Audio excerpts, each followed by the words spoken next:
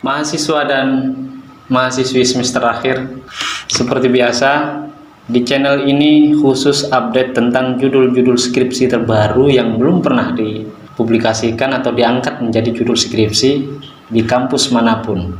Karena saya sendiri yang membuat khusus untuk membantu adik-adik sekalian agar mudah menemukan judul penelitian dan juga bisa membantu adik-adik lulus lebih cepat. Di channel ini juga update tentang teori, metode, dan karya ilmiah. Khusus kali ini saya membuat 5 judul skripsi untuk adik-adik di jurusan Pendidikan Agama Islam atau PAI.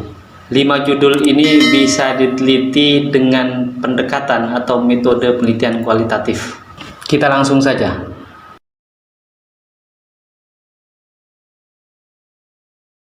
Judul yang pertama ini pendekatan elaboratif pembelajaran agama Islam dan budaya lokal dalam menanamkan sikap toleransi terhadap peserta didik pada mata pelajaran pendidikan agama Islam atau PAI.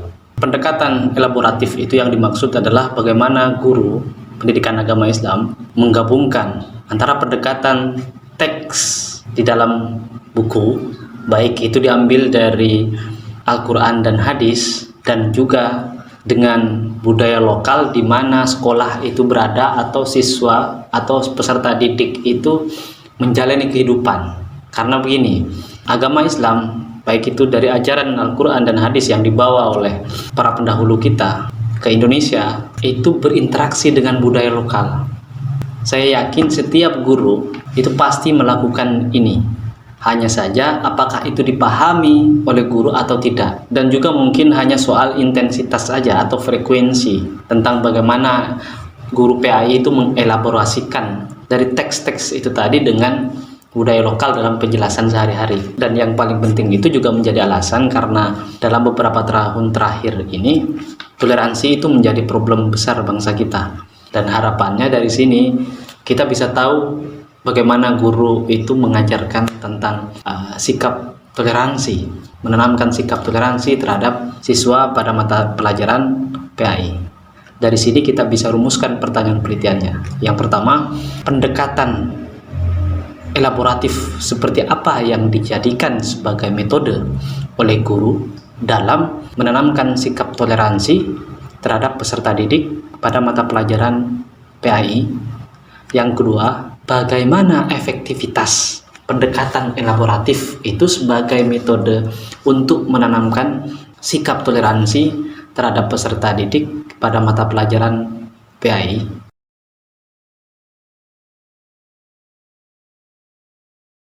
Yang kedua ini tentang strategi guru PAI dalam mengajarkan nilai-nilai anti radikalisme pada peserta didik. Terkait dengan yang pertama tadi, kalau yang pertama itu bagaimana menanamkan nilai-nilai toleransi, karena kalau generasi-generasi muda itu intoleran, itu pintu masuk untuk menjadi orang yang radikal dalam hal beragama, dalam hal berkehidupan sosial keagamaan di tengah-tengah masyarakat kita. Bagaimana sih menanamkan nilai-nilai atau mengajarkan nilai-nilai anti radikalisme itu pada peserta didik? Dari sini kita bisa rumuskan pertanyaan penelitiannya. Yang pertama, bagaimana strategi guru PAI dalam mengajarkan nilai-nilai anti radikalisme pada peserta didik? Yang kedua, metode apa yang paling efektif untuk mengajarkan nilai-nilai anti radikalisme pada peserta didik? Di sini yang menjadi subjek penelitian yang paling penting itu adalah guru. Sama dengan yang pertama tadi, guru menjadi subjek penelitian yang itu menjadi sumber primer. Nanti adik-adik bisa melakukan wawancara secara mendalam terhadap mereka tentang bagaimana cara mengajarkan nilai-nilai anti radikalisme itu. Metode apa yang paling efektif menurut mereka, sehingga kita tahu dari mereka berdasarkan pengalaman-pengalaman mereka. Jadi teman-teman tidak perlu membuat kuesioner, karena ini penelitian yang spesifik mencari tahu bagaimana strategi guru PAI dalam mengajarkan nilai-nilai anti radikalisme. Adik-adik cukup mencari lokasi di sekolah mana, tidak perlu banyak-banyak, cukup 1 sekolah atau 2 sekolah kalau perlu, atau satu, kalau mau di SD ya satu desa itu ada beberapa SD, tinggal cari aja guru pendidikan agama Islam, sangat mudah.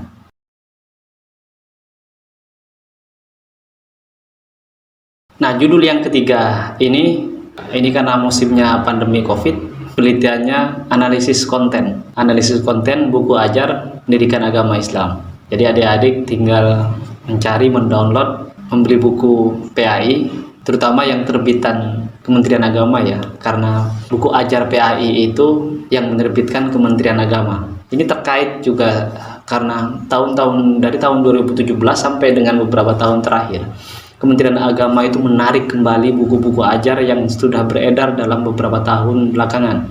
Kenapa? Karena di situ ditemui mengandung konten-konten yang mengarah kepada khilafah yang tidak sesuai dengan nilai-nilai kebangsaan dan nilai-nilai keagamaan di masyarakat Indonesia. Jadi ada beberapa yang ditarik. Nah, di sini itu ada tentang wacana moderasi untuk menangkal itu pada buku ajar pendidikan agama Islam. Nanti adik-adik bisa ambil di tingkat SD, SMP, atau SMA di sekolah umum. Karena kalau di sekolah di bawah Kementerian Agama seperti MI sampai dengan MA, itu PAI itu luas, itu rumpun ada fikih, Al-Quran, hadis, ada akidah akhlak, dan seterusnya. Jadi lebih bagus ngambil di sekolah umum karena ada buku ajar pendidikan agama Islam secara khusus. Nah, tinggal disesuaikan dengan judul ini, analisis konten moderasi beragama dalam buku ajar PAI di tingkat SD kalau mau SD, di tingkat SMP atau SMA. Silahkan pilih.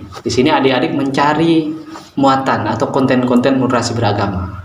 Nah, pertanyaan penelitiannya bisa disusun. Yang pertama, bagaimana nilai moderasi beragama dinarasikan dalam buku ajar PAI di tingkat sekolah SD, SMP, atau SMA?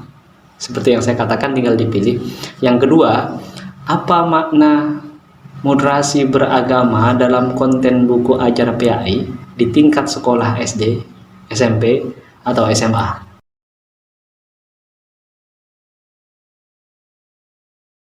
Yang keempat, peran organisasi MGMP PAI.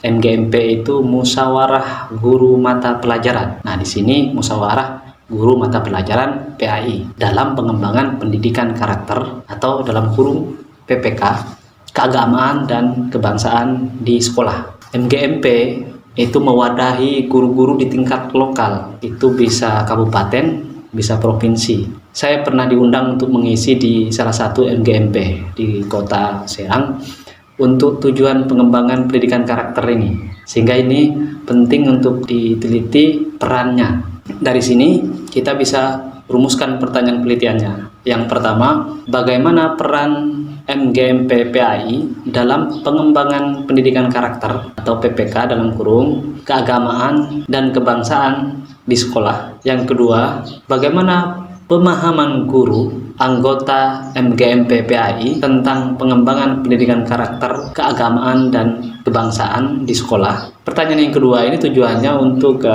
melihat bagaimana sih pemahaman guru anggota MGMP itu tentang pengembangan pendidikan karakter, keagamaan, dan kebangsaan. Karena kita bisa lihat juga selain dalam bentuk fisik yang langsung, misalkan program-program mereka yang terkait dengan pengembangan pendidikan karakter, kita juga bisa melihat bagaimana pemahaman guru-guru anggota MGMP itu, sehingga kita bisa tahu sejauh mana peran mereka itu dalam pengembangan pendidikan karakter, keagamaan, dan kebangsaan. Ini tujuan untuk pertanyaan yang nomor 2.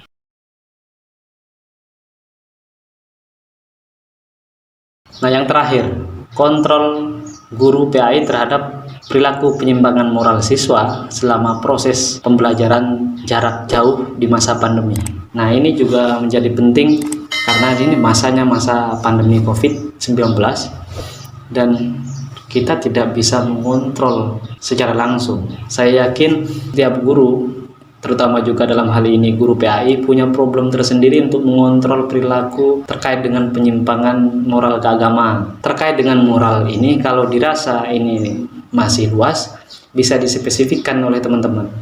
Bisa juga tentang moral bertanggung jawab siswa dalam mengerjakan tugas gitu misalnya, itu kan terkait dengan bagaimana kita menaati guru yang itu selalu diajarkan dalam pendidikan agama Islam. Nah, oke. Dari sini kita bisa rumuskan pertanyaan penelitiannya. Yang pertama, bagaimana guru PAI mengontrol perilaku siswa pada saat proses pembelajaran agar tidak melakukan penyimpangan moral selama proses pembelajaran jarak jauh di masa pandemi ini.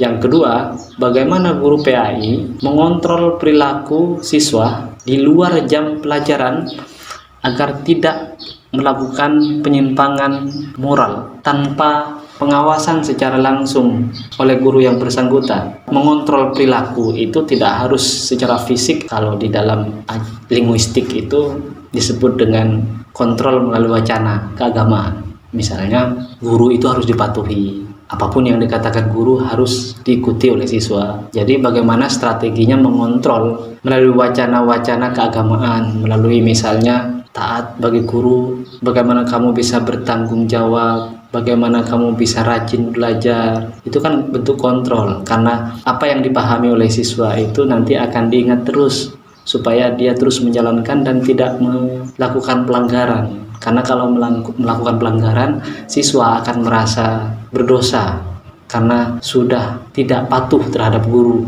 Nah, itu dia 5 judul skripsi jurusan pendidikan agama Islam. Apabila adik-adik sekalian masih merasa kebingungan dan kurang memahami 5 judul ini, adik-adik bisa langsung bertanya melalui channel ini. Insya Allah saya ikhlas untuk membantu adik-adik sekalian. Semoga ini bermanfaat. Salam dari saya.